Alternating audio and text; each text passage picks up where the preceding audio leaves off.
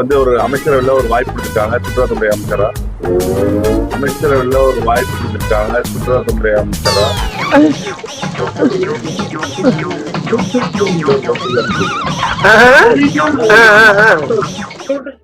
ராமநாதபுரம் மாவட்டத்தில் சுற்றுச்சூழல் மற்றும் காலநிலை மாற்றத்துறை அமைச்சராக பதவியேற்றுள்ள ராஜீவ் செய்தியாளர்கள் சந்திப்பில் கூறிய ஒரு வார்த்தை தவறு சமூக வலைதளங்களில் பேசுபொருளாக மாறியுள்ளது.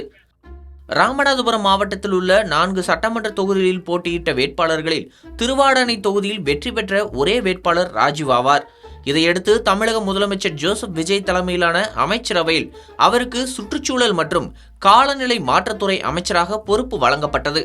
இந்த நிலையில் அமைச்சர் ராஜீவ் நேற்று சென்னையிலிருந்து தனது சொந்த ஊரான ராமநாதபுரம் வந்தார். அங்கு மாவட்ட ஆட்சியர் அலுவலக வளாகத்தில் உள்ள அரசினர் விருந்தினர் மாளிகையில் செய்தியாளர்களை சந்தித்து பேசினார்.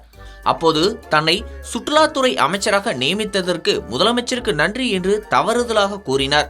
உடனே அருகில் இருந்தவர்கள் அவர் சுற்றுச்சூழல் துறை அமைச்சர் என்பதை சுட்டிக்காட்டியதும் சுதாரித்துக் கொண்ட அமைச்சர் தனது தவறை திருத்தி சுற்றுச்சூழல் மற்றும் காலநிலை மாற்றத்துறை அமைச்சராக நியமித்தது மகிழ்ச்சி அளிக்கிறது என்று தெரிவித்தார். எனக்கு வந்து ஒரு அமைச்சரவையில் ஒரு வாய்ப்பு கொடுத்துருக்காங்க சுற்றுலாத்துறை அமைச்சரா. அதுக்கு நான் வந்து ரொம்ப கடமைப்பட்டிருக்கேன். நமது முதலமைச்சர் அவர்கள் எனக்கு இந்த பொறுப்பு கொடுத்துருக்காங்க. சுற்றுலாத்துறை பற்றி உங்களுக்கு தெரியும்.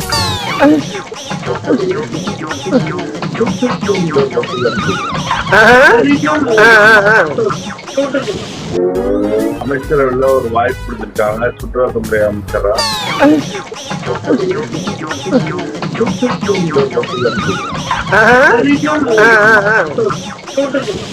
அமைச்சரவையில் எனக்கு ஒரு வாய்ப்பு கொடுத்திருக்காங்க.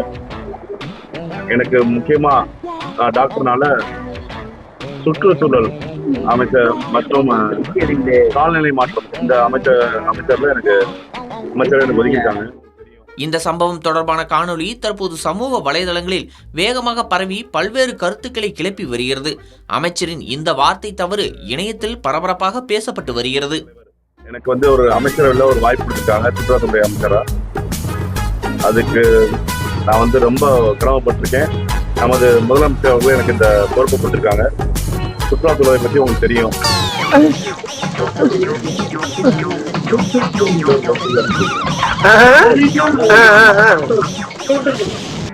தமிழக முதலமைச்சர் அமைச்சரவையில் எனக்கு ஒரு வாய்ப்பு கொடுத்திருக்காங்க.